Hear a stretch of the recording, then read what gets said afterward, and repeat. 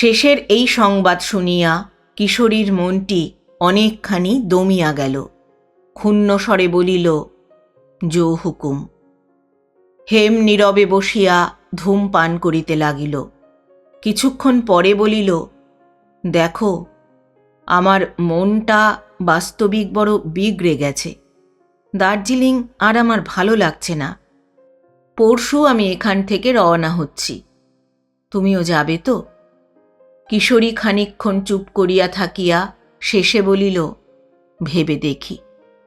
হেম তখন উঠিয়া good night বলিয়া নিজের শয়নকক্ষে গিয়া প্রবেশ করিল।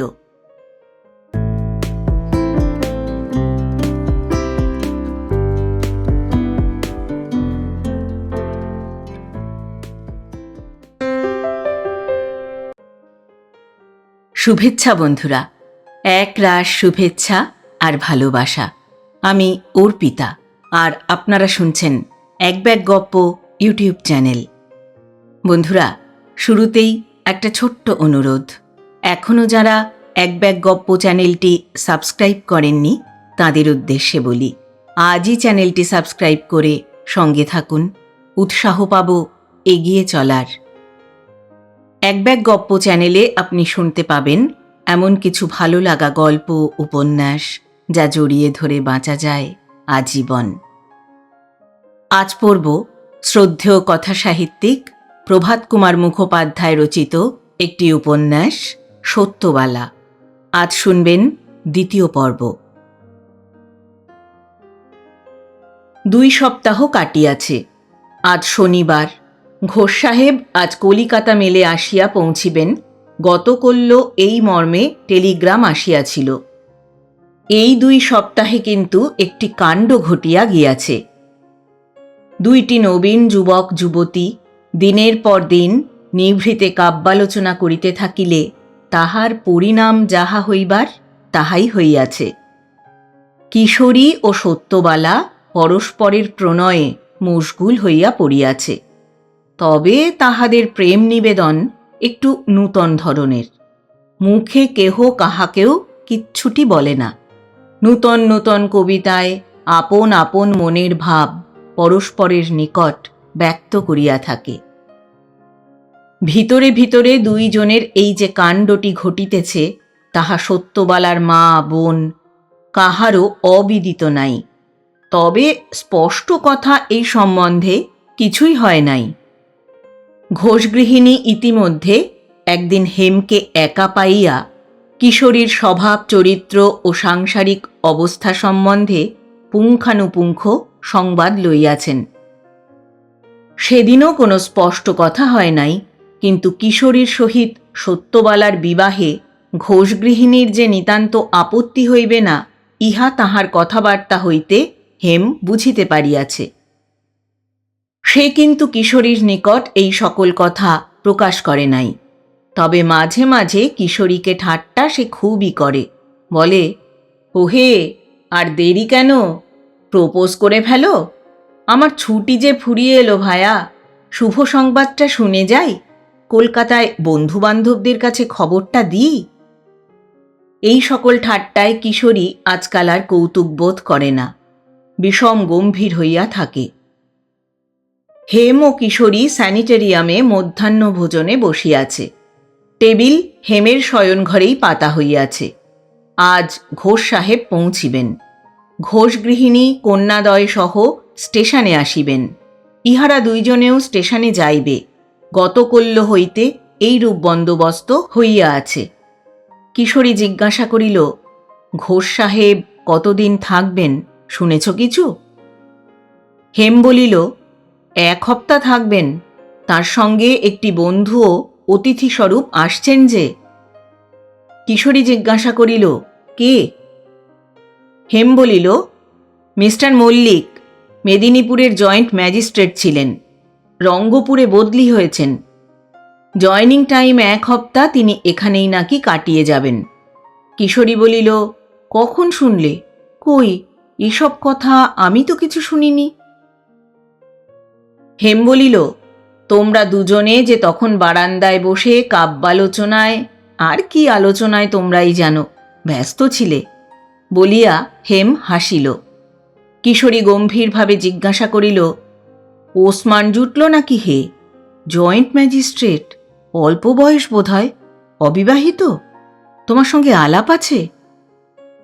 হেম বলিল, আলাপ নেই, তবে ঘোষদের একজন বন্ধু, মাঝে মাঝে তার কথা শুনেছি, অবিবাহিত তাও শুনেছি। বলিয়া হেম কিশোরীর পিঠ চাপড়াইয়া বলিল, কিন্তু তোমার ভয় কি? তুমি তো কেল্লা আগে থাকতেই ফতে করে রেখেছ। কিন্তু কিশোরীর মন তাহাতে প্রবোধ মানিল না।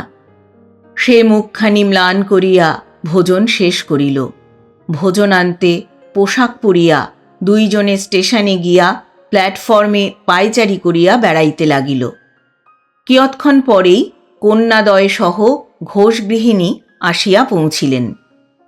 ট্রেন আসিলে প্রথম শ্রেণীর একটি কামরা হইতে ঘোষ ও মল্লিক অবতরণ করিলেন। মল্লিক সাহেবের বয়স 25-26 বৎসর। তিনি অত্যন্ত কালো এবং অত্যুগ্র সাহেব, বাংলা কথা মোটেই বলেন না।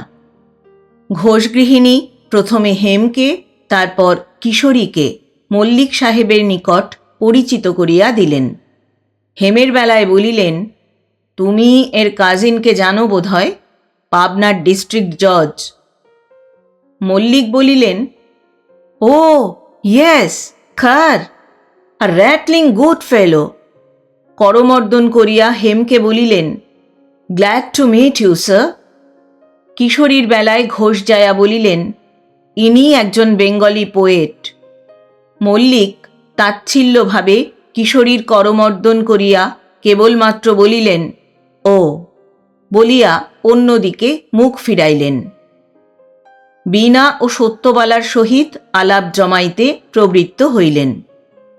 পরদিন হেমের নামে মিসেস ঘোষের একখানি পত্র আসিল।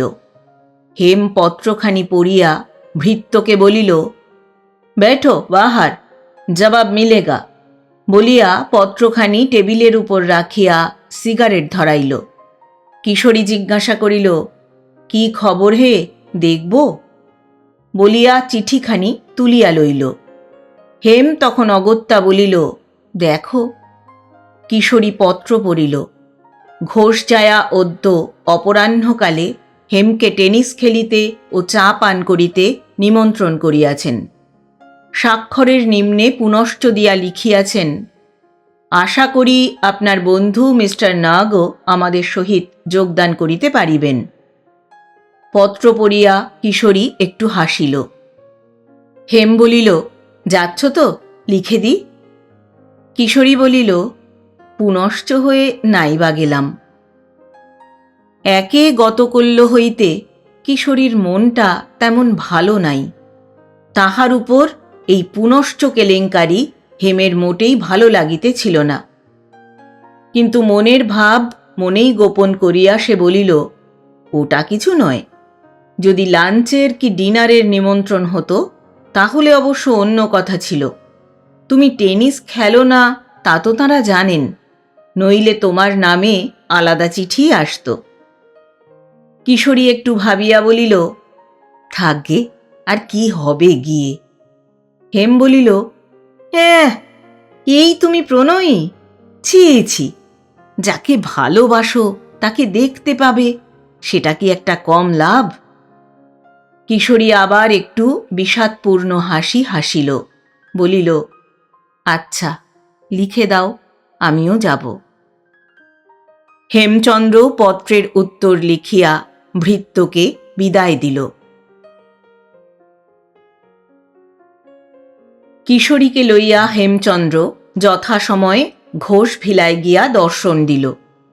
একদিকে মল্লিক ও সত্যবালা, অপরদিকে হেম ও বীণা খেলিবে, ইহা পূর্ব হইতেই স্থির হইয়াছিল। পৌঁছিবার অল্পক্ষণ পরেই খেলা আরম্ভ হইল।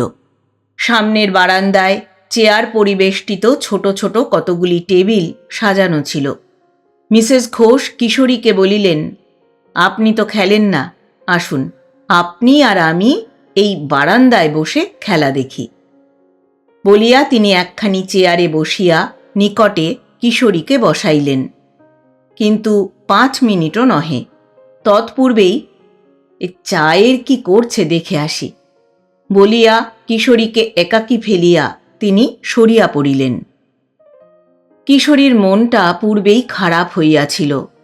সত্যবালাকে মল্লিকের সঙ্গে খেলিতে দেখিয়া তাহা আরও বিগড়াইয়া গেল। তাহাদের ইংরাজ বুলি এবং মাঝে মাঝে হাস্যধ্বনি কিশোরীর কর্ণে যেন কর্ণশূল উৎপাদন করিতে লাগিল।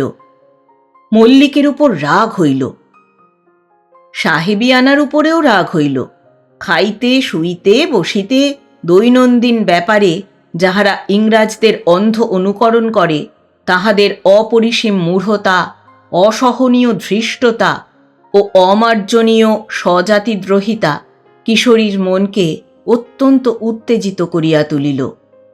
ইংরাজ বেশধারী তাবৎ বাঙালি সাহেব ও বিবিগণকে নররাক্ষস ও নারী রাক্ষসী বলিয়া তাহার মনে হইতে লাগিল। সে মনে মনে দৃঢ় প্রতিজ্ঞা করিল, কলিকাতায় ফিরিয়া নিজের এই ইংরাজি কাপড় চোপড়গুলা পুঁটুলি বাঁধিয়া লইয়া গিয়া ধাপার মাঠে বিসর্জন দিয়া গঙ্গা স্নান করিয়া বাড়ি ফিরিয়া আসিবে।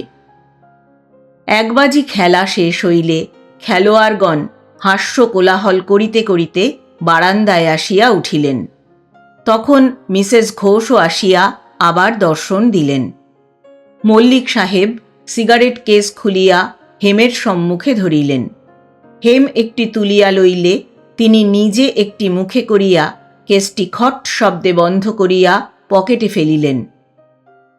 আগন্তুক হতভাগ্য বেঙ্গলি পোয়েটের পানে একবার ফিরিয়াও চাহিলেন না।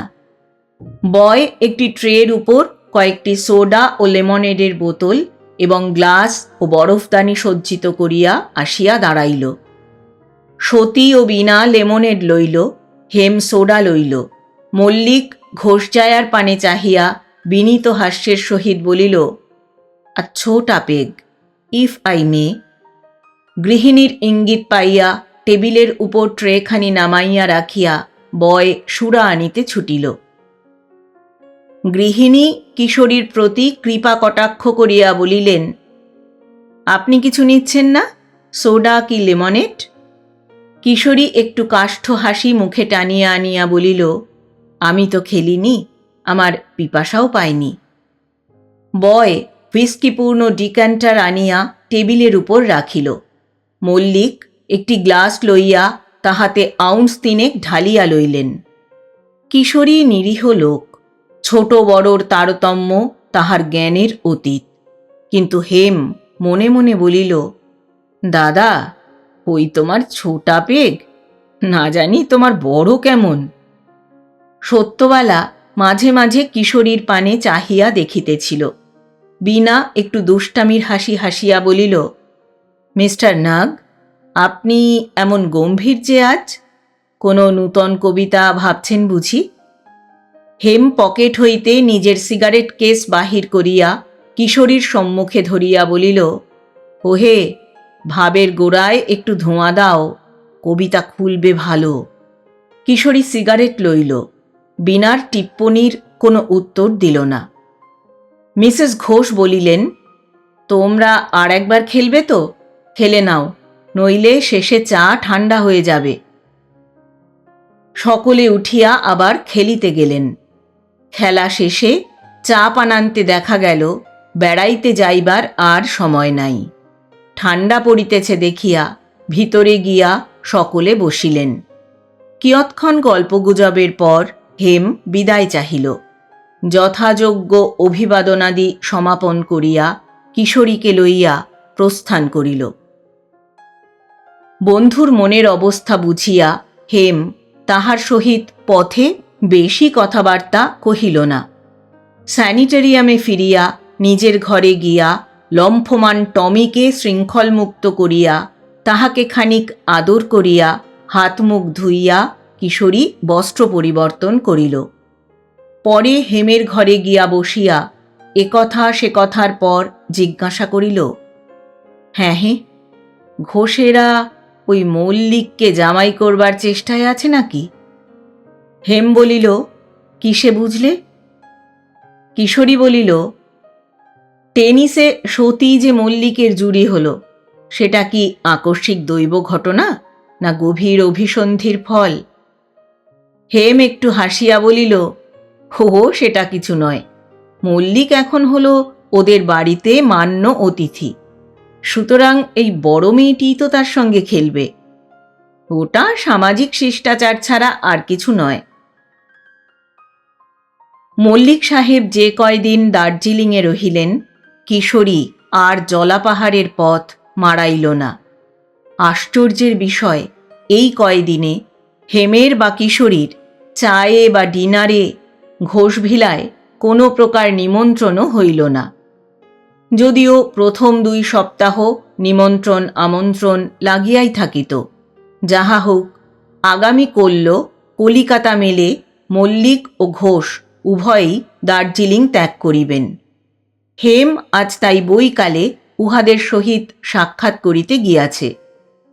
টমিকে সঙ্গে লইয়া কিশোরী আজ একাকী বৈকালিক ভ্রমণে বহির্গত। শ্রাবাড়ি অতিক্রম করিয়া ক্রমে বার্ছিলের নিকট পৌঁছিল।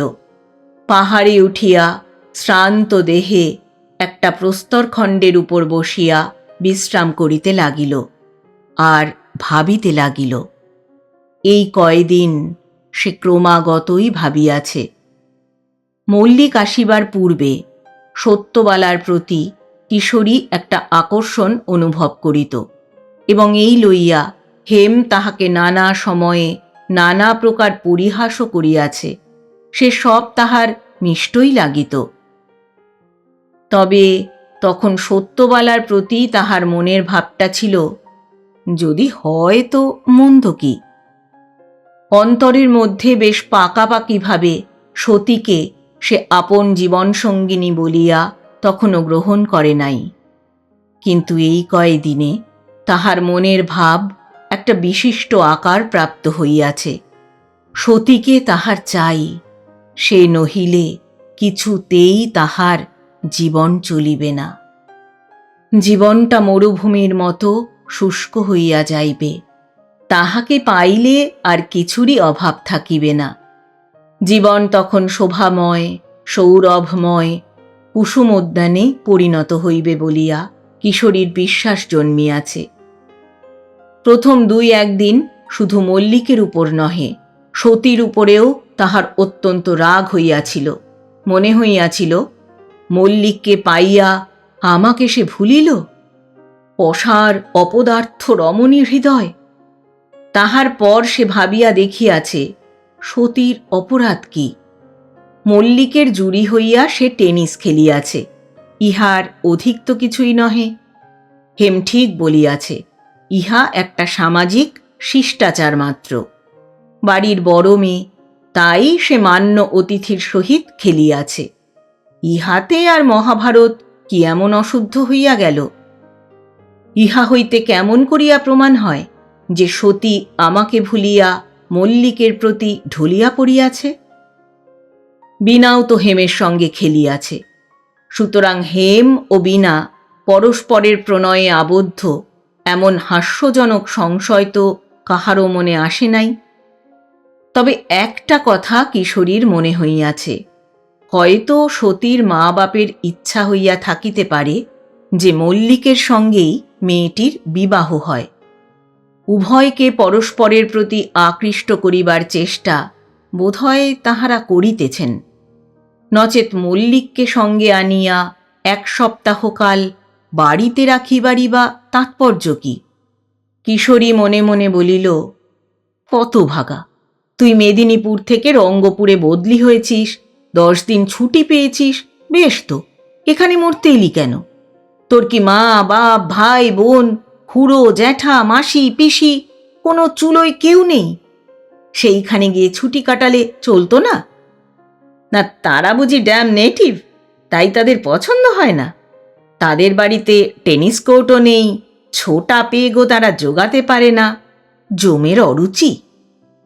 এই সময় নিম্নে গিরিপাদমূলস্থ পথের উপর কিশোরীর দৃষ্টি পড়িল।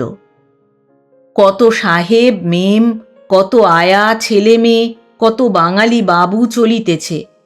তাহার মধ্যে ওই যুগলে যুগলে চলিয়াছে। উহারা কারা? ঘোষ সাহেবেরা না? তাহারাই তো। আগে আগে সস্ত্রী ঘোষ সাহেব, তৎপশ্চাৎ হেম ও বীণা, এবং সব শেষে মল্লিক ও সত্যবালা। কিশোরী এক দৃষ্টে মল্লিক ও সত্যবালার প্রতি চাহিয়া রহিল। তাহার মনটা তিক্ততায় পূর্ণ হইয়া উঠিল। ভাবিল, বাহ বাহ, জোরটি যে দেখছি এখনো ভাঙেনি। কন্যাটিকে গছাইবার জন্যই পাষণ্ড ঘোষ সাহেব মল্লিককে জুটাইয়া দার্জিলিংয়ে আনিয়াছেন। এই সম্বন্ধে কিশোরীর আর সন্দেহমাত্র রহিল না। গভীর অভিমানে সে মনে মনে বলিতে লাগিল, তা তো হবারই কথা। ও হলো একটা সিভিলিয়ান, আর আমি হলাম কি না, ন্যাকড়া পরা একটা বেঙ্গলি পোয়েট। সিভিলিয়ান জামাই পেলে বেঙ্গলি পোয়েট আর কোন মা বাপ চায় বলো? কিন্তু সে চুলোয় যাক। সতীর মনের ভাবটা কি? সেও কি ওই বাঁদরটাকে পছন্দ করেছে? অতি অল্পক্ষণেই পথের বাঁকে তাহারা অদৃশ্য হইলেন। কিশোরী অনেকক্ষণ সেখানে ভূতগ্রস্তের মতো বসিয়া রহিল। সন্ধ্যা হইলে সে উঠিল, ধীর পদে স্যানিটেরিয়ামে ফিরিয়া আসিল। দেখিল হেম তখনও ফেরে নাই।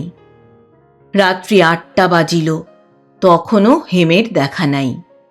৯টার সময় স্যানিটেরিয়ামের পরিচারক আসিয়া হেমের ঘর বন্ধ দেখিয়া কিশোরীর ঘরেই আহারের জন্য টেবিল সাজাইতে লাগিল।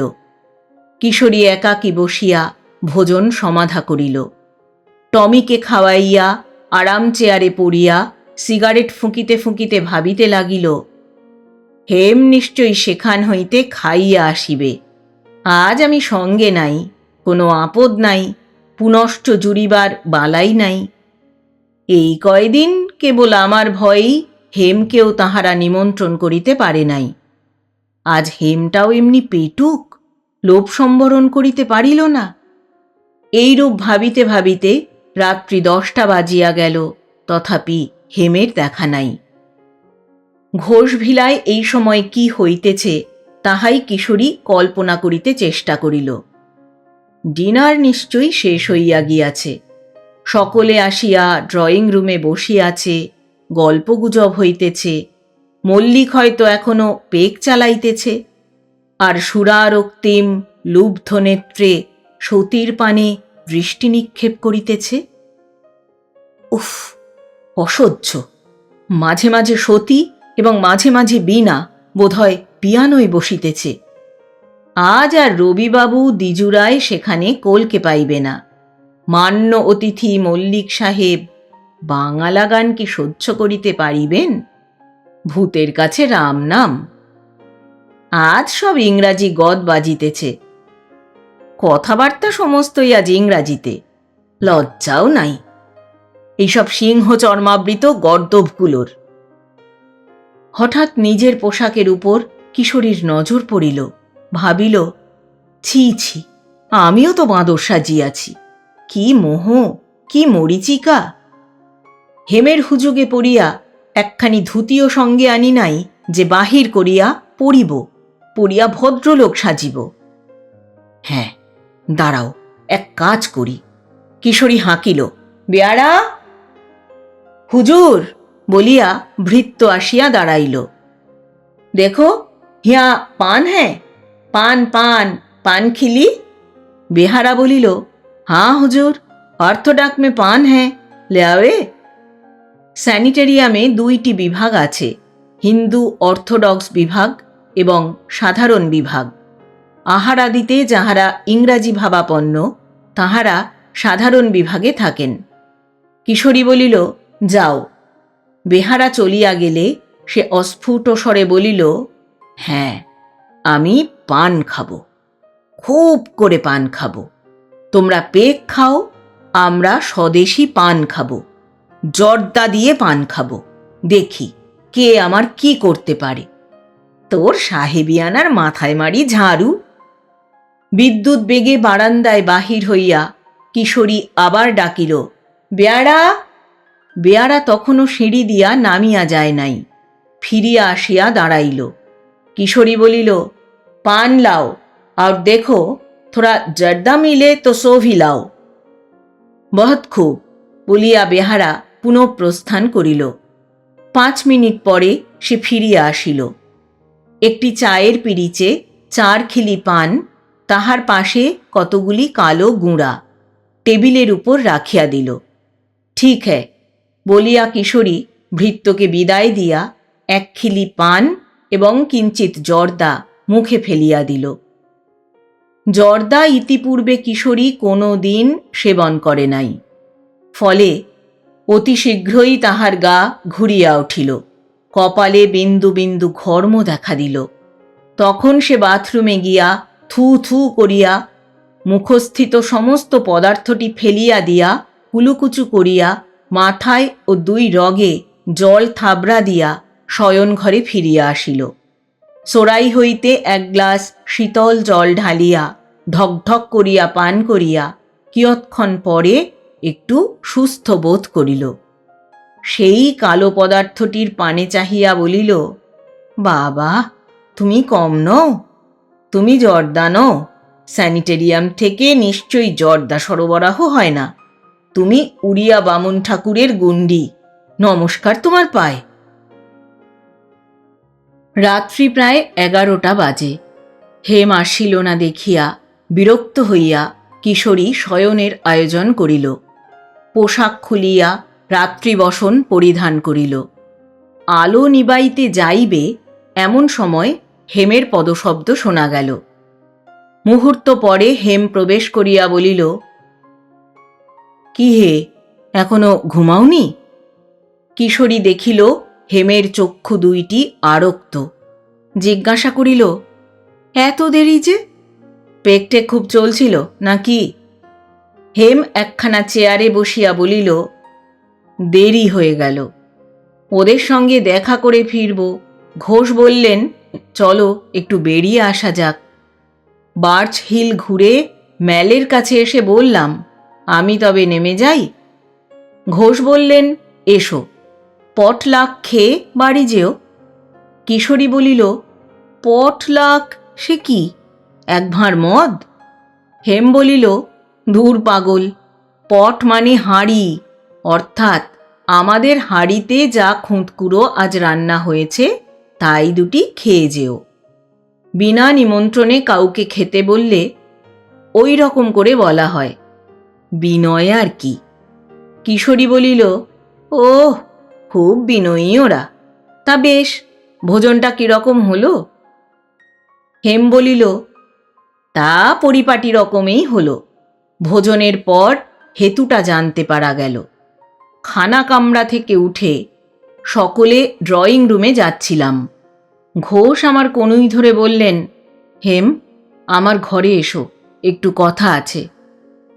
কিশোরী এতক্ষণ নিতান্ত উদাসীনভাবেই হেমের কাহিনী শুনিতেছিল। এইবার তাহার কৌতূহল উদ্রিক্ত হইয়া উঠিল। টেবিলের উপর ঝুঁকিয়া হেমের দিকে চাহিয়া জিজ্ঞাসা করিল, তারপরে? হেম বলিল, ওই বাড়িতে একটা ছোট কামরা আছে, সেটি ঘোষ সাহেবের স্টাডি। সেইখানে আমায় নিয়ে গিয়ে তিনি বসালেন। বেয়ারা একটা ট্রেতে হুইস্কির ডিকান্টার, একটি সোডা জলের সাইফন এবং 2টি গ্লাস রেখে চলে গেল। ঘোষ সাহেব নিজে একটি পেগ ঢেলে নিলেন, আমাকেও একটি ঢেলে দিলেন। 3 চুমুক পান করে গ্লাসটি নামিয়ে রেখে বললেন, ইংরাজিতেই সব কথাবার্তা। বললেন, হেম, তুমি তো জানো আমার 2টি মেয়ে আছে, 2টি বড় হয়েছে। বলিয়া হেম কিশোরীর টেবিল স্থিত সিগারেট কেস হইতে একটি সিগারেট লইয়া মুখে দিল। কিশোরীর বুকটি দূর দূর করিয়া উঠিল। সে ভাবিল, ঘোষ নিশ্চয় বলিয়াছেন, বড় মেয়েটির তো কিনারা হয়ে গেল, মল্লিকের সঙ্গে ওর বিয়ে হচ্ছে, ছোটটিকে তুমি বিয়ে করলেই আমি কন্যাদায় থেকে উদ্ধার পাই। কিশোরী উদ্বিগ্ন দৃষ্টিতে হেমের মুখের পানে চাহিয়া রহিল। সিগারেটে অগ্নিসংযোগ করিয়া হেম বলিতে লাগিল, দুটি মেয়েই বড় হয়েছে, দুটি বিবাহযোগ্য বয়সে এসে পৌঁছেছে। ঘোষের এই কথা শুনে, বুঝেছ কিশোরী, আমি ভাবলাম আজ আমার অদৃষ্ট সুপ্রসন্ন। নিশ্চয়ই বুড়ো আমাকে তার জামাই করবার প্রস্তাব করবে। কিশোরী বলিল, করলেও তাই? হেম ব্যঙ্গ ভরে নিজের ললাটে করাঘাত করিয়া বলিল, এই ফাটা কপালে কি অমন সুযোগ ঘটে ভাই? বুড়ো বললে, জানো তো হেম, সতীর বয়স এই 19-এ পড়েছে। পিয়ানোই বাজাক আর রিংকে স্কেটিংই করুক, বাঙালির মেয়ে। মল্লিক ছোকরা সিভিল সার্ভিসে ঢুকেছে, বেশ বুদ্ধিমান, কর্মঠ, ক্রমে নিজের বেশ উন্নতি করে নিতে পারবে। ওর সঙ্গে কথাবার্তা কয়ে আগেই বুঝেছিলাম সতীর উপর ওর ঝোঁক আছে। তাই এবার হাইকোর্ট কামাই করে ব্রিফগুলো একে তাকে বিতরণ করে মল্লিককে নিয়ে এখানে এলাম। এই কয়দিন মল্লিক যথাসাধ্য সতীর মনস্তুষ্টি করবার চেষ্টাও করেছে। কাল প্রপোজ করেছিল, কিন্তু তুমি শুনে আশ্চর্য হবে হেম, সতী তাকে প্রত্যাখ্যান করেছে। হ্যাঁ বলিয়া চিৎকার করিয়া কিশোরী চেয়ার ছাড়িয়া লাফাইয়া উঠিল। হেম তাহার দিকে চাহিয়া মুচকি মুচকি হাসিতে লাগিল। আত্মচাঞ্চল্যে একটু লজ্জিত হইয়া কিশোরী আবার বসিয়া নিম্নতর স্বরে বলিল, হ্যাঁ বলো কি হে, একটা সিভিলিয়ানকে প্রত্যাখ্যান আজকালকার বাজারে? এটা যে কি বলে গিয়ে আশাতিরিক্ত, কি বলো হেম? কিশোরীর মুখের ভাবে, কথার ভঙ্গিতে হেম বুঝিল এই খবরটুকুর উপরেই কিশোরী নিজের আশাসৌধ নির্মাণ করিতেছে। বলিল, এইটুকু শুনেই তুমি সপ্ত স্বর্গে চড়ে বসো না হে। তারপর বুড়ো কি বললে শোনো। বললে, আমার বিশ্বাস তোমার ওই বন্ধু কিশোরীমোহনের দিকে সতীর মন ঝুঁকেছে, তাই সে মল্লিককে প্রত্যাখ্যান করলে। মিসেস ঘোষের কাছে শুনলাম এবার দার্জিলিংয়ে পৌঁছে 2 হপ্তা ধরে দুজনে প্রায় প্রতিদিন অনেকখানি করে সময় একত্রে কাটিয়েছে। নিরিবিলিতে বসে বসে কবিতা টবিতা আউড়েছে, এই সব করে এই কাণ্ডটি বাঁধিয়েছে। গিন্নিকে খুব বকলাম, তিনি তো চুপ করে রইলেন। সতীকেও ডেকে খুব বকলাম, জিজ্ঞাসা করলাম, কিশোরী কি তোকে প্রপোজ করেছে? সে বললে, না। অনেক জেরাটেরা করলাম, বললে, সে যাই হোক, মিস্টার মল্লিককে আমি কিছুতেই বিয়ে করব না বাবা, বলে কাঁদতে কাঁদতে চলে গেল। খুশিতে কিশোরীর মনটা ভরিয়া উঠিল। মনে মনে সে এই সুসংবাদটি উপভোগ করিতে লাগিল। হেম চুপ করিয়া কি যেন ভাবিতেছিল। কিছুক্ষণ পরে কিশোরী জিজ্ঞাসা করিল, আর কিছু কথা হলো নাকি? হেম ধীরে ধীরে বলিল, হ্যাঁ হলো বই কি।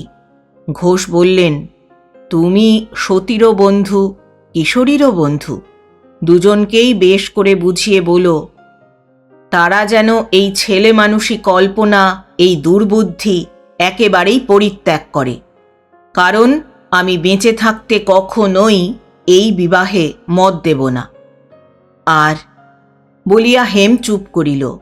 কিশোরী বলিল, আর কি বলেই ফেলো না, আমায় যদি কোনো গালমন্দ দিয়ে থাকেন তা শুনতে আমি প্রস্তুত আছি, বলো। হেম বলিল, ঘোষ তোমায় বাড়ি বন্ধ করেছেন।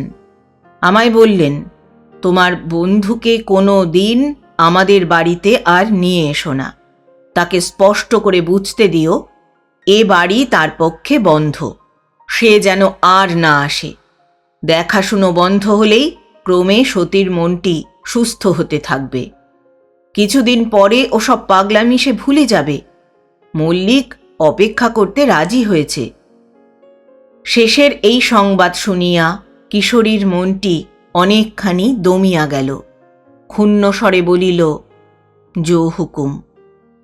হেম নীরবে বসিয়া ধূমপান করিতে লাগিল। কিছুক্ষণ পরে বলিল, দেখো, আমার মনটা বাস্তবিক বড় বিগড়ে গেছে। দার্জিলিং আর আমার ভালো লাগছে না। ঘোষ মল্লিক কাল যাচ্ছেন, কাল আমি আর যাব না। গেলে ওদের সঙ্গেই যেতে হবে, সেটা ভালো লাগবে না। পরশু আমি এখান থেকে রওনা হচ্ছি। তুমিও যাবে তো? কিশোরী খানিকক্ষণ চুপ করিয়া থাকিয়া শেষে বলিল, ভেবে দেখি। হেম তখন উঠিয়া গুড নাইট বলিয়া নিজের শয়নকক্ষে গিয়া প্রবেশ করিল। নানা চিন্তায় কিশোরী সারা রাত্রি ঘুমাইতে পারিল না। অবশেষে সে মনে মনে স্থির করিল, আমি যখন সতীকে ভালোবাসি এবং সতী যখন আমাকে ভালোবাসে, তখন তাহাকে কিছুতেই ছাড়িব না। তাহাকে আমার করিবই করিব। হেম চলিয়া যাক, আমি যাইব না। ঘোষ সাহেব আমায় বাড়ি বন্ধ করিয়াছেন। করুন, ভগবানের পৃথিবী খোলাই থাকিবে এবং তাহার মুক্ত আকাশের তলে যে কোনো স্থানে হোক, আমার প্রণয়িনীকে আমি লাভ করিবই। হেম চলিয়া গিয়াছে। কিশোরী তাহাকে কলিকাতা মেলে তুলিয়া দিয়া আসিয়াছে। পূর্বদিন ঘোষ ও মল্লিক সাহেবদ্বয় দার্জিলিং ত্যাগ করিয়াছিলেন। কিশোরী দূর হইতে তাহাদিগকে প্ল্যাটফর্মে প্রবেশ করিতে দেখিয়াছিল। প্রভাতে ও বৈকালে কিশোরী ভ্রমণে বাহির হয়। আশা, যদি সত্যবালাকে পথে একটিবার দেখিতে পায়। যদিও তাহার মা বোনেরা সঙ্গে থাকিবে, বাক্যালাপের কোনো সুযোগ মিলিবে না, তথাপি চোখে একবার দেখিবে তো। ৩-৪ দিন বিফল প্রয়াসের পর একদিন বিকালে মেকেঞ্জি রোডের উপরিভাগে ইহাদিগকে সে দেখিতে পাইল। তাহারা বিপরীত দিক হইতে আসিতেছিলেন। নিকটস্থ হইলে কিশোরী টুপি উত্তোলনপূর্বক অভিবাদনান্তর ইহাদিগকে অতিক্রম করিয়া গেল। মিসেস ঘোষ গম্ভীরভাবে ঈষৎ শিরোনমনপূর্বক অভিবাদনের উত্তর দিয়াছিলেন। বীণা মৃদু হাসিয়াছিল। সতী এক নজর কিশোরীর পানে চাহিয়া অন্যদিকে মুখ ফিরাইয়াছিল। ২-৩ দিন পরে আবার একবার রোজ ব্যাংকের নিকট কিশোরী ইহাদিগকে দেখিল, আচরণ পূর্ববৎ। আরও 1-2 দিন পরে বেলা 12টার সময় কিশোরী এক বন্ধুগৃহে নিমন্ত্রণ সারিয়া বাসায় ফিরিতেছিল। দূর হইতে দেখিল বিপরীত দিক হইতে একটি বাঙালি মেয়ে একাকী আসিতেছে। সত্যবালা নহে তো? হাতে 2-3খানি বহি ও খাতা। একটু নিকটস্থ হইলে কিশোরী স্পষ্ট দেখিতে পাইল, সত্যবালা এবং একাকিনী। পথটি সে সময় প্রায় নির্জন। তাহার হৃদয় আনন্দে নৃত্য করিয়া উঠিল। সতীর সম্মুখীন হইবা মাত্র টুপি তুলিয়া সে বলিল, কেমন আছেন? কিশোরীকে দেখিয়া সত্যবালা যেন একটু বিব্রত হইয়া পড়িল, কিন্তু দাঁড়াইল। তাহার ললাট ও কপোল দেশ রক্তবর্ণ ধারণ করিয়াছে। তাহাকে নিরুত্তর দেখিয়া কিশোরী বলিল, অনেক দিনের পর দেখা, ভালো আছেন তো? এইবার সতী বলিল, কেন, এই পরশুই তো। বলিয়া চুপ করিল। তাহার দৃষ্টি কিশোরীর মুখের দিকে নহে, কঙ্করময় রাজপথের দিকে অবনত। কিশোরী বলিল, সে তো শুধু চোখের দেখা, তাতে কি আর আশ মেটে? এবার সতী মুখ তুলিয়া একটু হাসিয়া বলিল, কি যে বলেন আপনি, যান। কিশোরী বলিল, যাব? যাবই তো। আচ্ছা, তবে যাই। সতী বলিল, তাই কি আপনাকে আমি বলেছি? কোথায় গিয়েছিলেন এই সময়? কিশোরী উত্তর দিল, নিমন্ত্রণ ছিল। কলকাতা থেকে আমার একদল বন্ধু সম্প্রতি এখানে এসেছেন, তারাই নিমন্ত্রণ করেছিলেন। আপনি কোথায় যাচ্ছেন? সতী বলিল, আমি যাচ্ছি পড়তে। মাদাম লেভেরো বলে একজন ফ্রেঞ্চ শিক্ষয়িত্রী আছেন। আমি রোজ দুপুরবেলা তাঁর বাড়িতে ফ্রেঞ্চ পড়তে যাই। চলুন, সেখানে আমায় পৌঁছে দেবেন। আপনার বিশেষ কোনো কাজ তো এখন নেই। কিশোরী বলিল, অত্যন্ত বিশেষ কাজই এখন আমার আছে। সত্যবালা বলিল, কি? কিশোরী বলিল, এই আপনাকে পৌঁছে দেওয়া। এর চেয়ে লোভনীয় স্পৃহনীয় কাজ আর আমি কোথায় পাব? সতী বলিল, যান, ওই সব বলা বুঝি ভালো, চলুন। পথে চলিতে চলিতে কিশোরী জিজ্ঞাসা করিল, এই কদিনে নতুন কবিতা কিছু লিখলেন নাকি?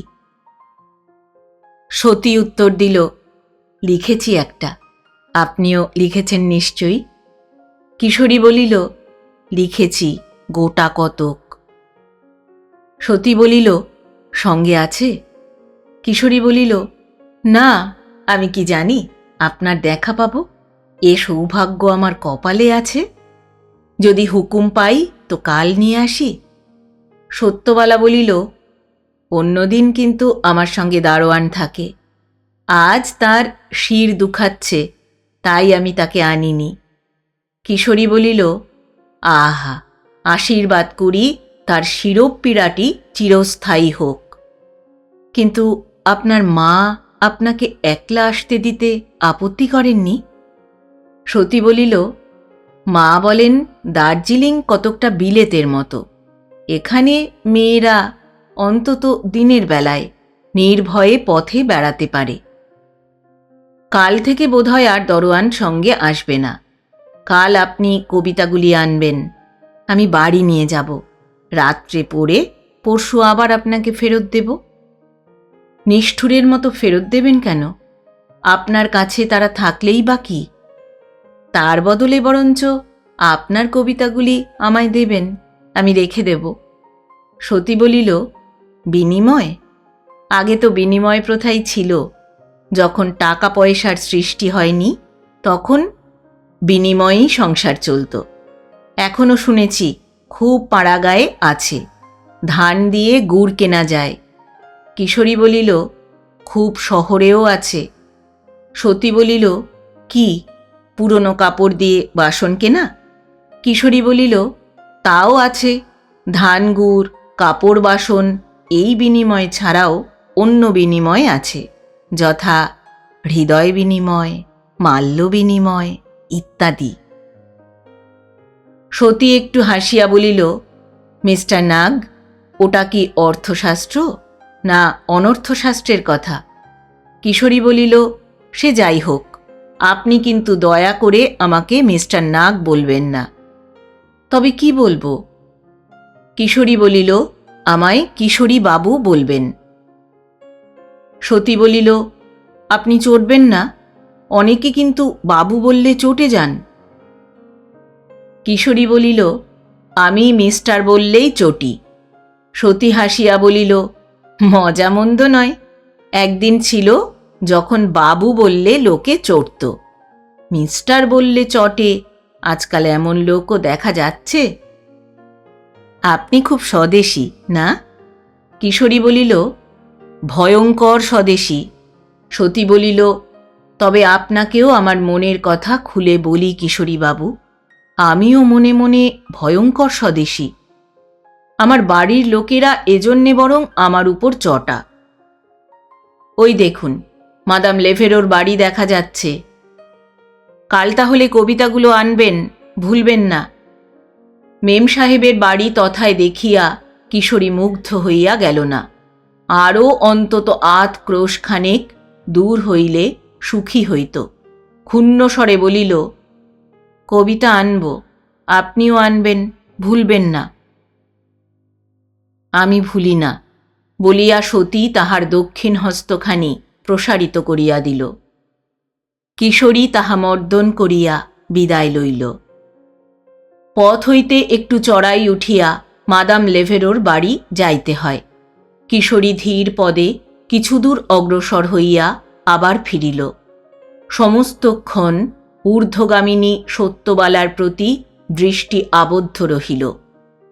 সতী বাড়ির ভিতর অদৃশ্য হইলে সে ঘড়ি খুলিয়া দেখিয়া যে পথে আসিয়াছিল সেই পথে ধীরে ধীরে ফিরিতে লাগিল। যেখানে সত্যবালার সহিত দেখা হইয়াছিল সেইখানে আসিয়া আবার ঘড়ি দেখিল। 10 মিনিট মাত্র। খুব গড়িমসি করিয়া চলিলে এই 10 মিনিটকে টানিয়া বড়জোর 15 মিনিট লম্বা করা যায়। পথের ধারে 2 স্থানে বসিবার বেঞ্চি আছে, সেগুলি প্রায় খালিই থাকে। সেখানে বসিয়া একটু বিশ্রাম করিলে আরও কিছুক্ষণ সময় পাওয়া যাইতে পারে। এইরূপ চিন্তা করিতে করিতে কিশোরী স্যানিটেরিয়াম অভিমুখে পদচালনা করিল। কিছুদিন ধরিয়া 10 মিনিটের পথ আধ ঘণ্টায় হাঁটিয়া পথে বেঞ্চির উপর বসিয়া বিলক্ষণ বিশ্রাম করিয়া এই 2 জন তরুণ কবির কাব্যালোচনা চলিল। এখন আর পরস্পরকে ইহারা আপনি বলে না, তুমি বলিয়া থাকে। এখন আর অন্তরের প্রণয় বিনিময় করিবার জন্য কবিতার বেনামি আবশ্যক হয় না, স্ব নামেই তাহা নির্বাহিত হয়। ইহারা পরস্পরে হিন্দু মতে পরিণয় সূত্রে আবদ্ধ হইতে দৃঢ় প্রতিজ্ঞ, কিন্তু তাহার কোনো উপায় এখনও ঠাহর করিয়া উঠিতে পারে নাই। উভয়ের প্রতিদিন দেখা সাক্ষাতে ক্রমে একটা বিঘ্ন আসিয়া উপস্থিত হইল। এখন জুন মাস, মাঝে মাঝে বৃষ্টি হইতে লাগিল। যেদিন মধ্যাহ্নকালে বৃষ্টি নামে সেদিন সব পণ্ড করিয়া দেয়। বিকেলে স্যানিটেরিয়ামে বসিয়া সংবাদপত্র পাঠ করিতে করিতে হঠাৎ কিশোরীর নজর পড়িল মিস্টার পি মল্লিক আইসিএস 3 মাসের প্রিভিলেজ ছুটি লইয়াছেন। সংবাদটা দেখিয়া কিশোরীর মন বেশ প্রফুল্ল হইয়া উঠিল না। ভাবিল, চেষ্টা করো, পুনঃ চেষ্টা করো। এই নীতির অনুসরণে আবার কি হতভাগা আসিয়া জুটিতেছে নাকি? সেরূপ যদি কিছু সম্ভাবনা থাকে তবে সতীর নিকট অবশ্যই জানিতে পারা যাইবে। পরদিন সতী বলিল, সেই মল্লিক সাহেব ছুটি লইয়া দার্জিলিংয়ে আসিতেছে এবং তাহাদের পাশের বাড়িখানা 3 মাসের জন্য ভাড়া লইয়াছে। এই সংবাদ দিয়া সতী প্রায় কাঁদো কাঁদো হইয়া বলিল, কি করব আমি? আবার এসে আমায় সেই রকম করে জ্বালাতন করবে। কিশোরী জিজ্ঞাসা করিল, কবে সে আসবে? সতী বলিল, সে বাড়িখানা 1 জুলাই খালি হবে। তার 2-1 দিন আগে এসে আমাদের বাড়িতেই উঠবে। 1 নিজের বাড়িতে যাবে ওই পর্যন্তই। যতদূর বুঝতে পারছি আমাদের বাড়িতেই হবে তার আড্ডা। পথও তাকে মারাতে হবে না, বাগানের বেড়ার তারটা ডিঙোলেই আমাদের হাতায় আসা যায়। আমি মাকে বললাম, আমার এখানে আর ভালো লাগছে না, আমি কলকাতায় যাই। মা বললেন, সেখানে একলা বাড়িতে থাকবি কেমন করে? তোর বাবা তো সারা দিন থাকবেন হাইকোর্টে। একটু থামিয়া বলিল, এবার মল্লিক এসে আমার পিছনে সেই রকম করে লাগলে আমি একটা কাণ্ড করে বসব, তা কিন্তু আমি বলে রাখছি। হ্যাঁ, পিতামাতাকে লুকাইয়া অথবা তাহাদের জানাইয়া বিদ্রোহ করিয়া বিবাহ বন্ধনে আবদ্ধ হওয়া সম্বন্ধে পূর্বে উভয়ের মধ্যে অনেক আলোচনা হইয়া গিয়াছে, কিন্তু আত্মসুখের মোহে মুগ্ধ হইয়া পিতামাতার মনে ব্যথা দেওয়া উচিত হইবে বলিয়া সতী মনে করে নাই। কিশোরীও তাহার সেই মত সমর্থন করিয়াছে। কিন্তু অবস্থা ক্রমে যেরূপ দাঁড়াইতেছে, কি করিতে যে বাধ্য হইতে হয় তাহা বলা যায় না। সময় হইয়া আসিল, সতীকে উঠিতে হইল। আচ্ছা, আমি ভেবে চিনতে দেখে একটা উপায় ঠিক করি বলিয়া কিশোরী ভারাক্রান্ত হৃদয়ে বিদায় গ্রহণ করিল।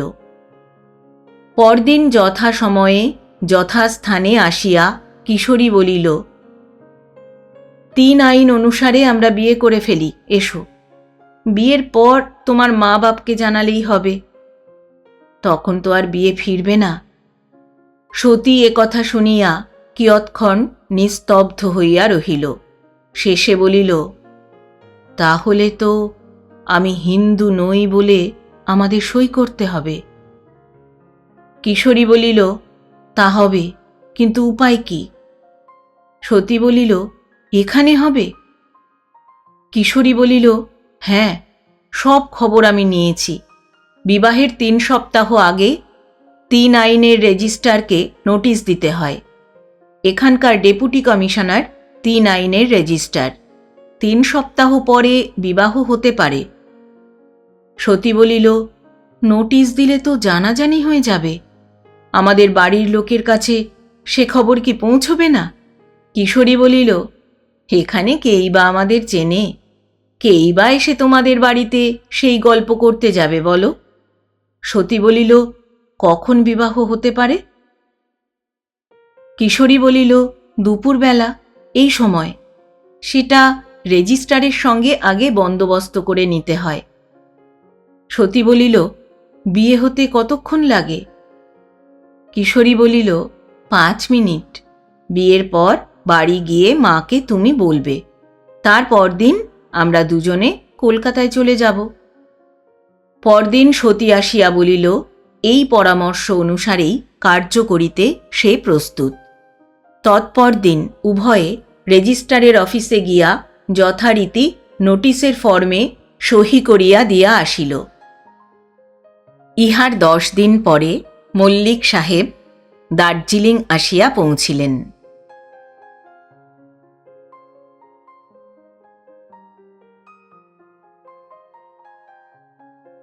এতক্ষণ শুনলেন শ্রদ্ধেয় লেখক প্রভাত কুমার মুখোপাধ্যায় রচিত সত্যবালা উপন্যাসের 2য় পর্ব। গল্প পাঠ করলাম আমি অর্পিতা। শব্দ নির্মাণ করেছেন সাহিত্য সমাহার চ্যানেলের আকাশ।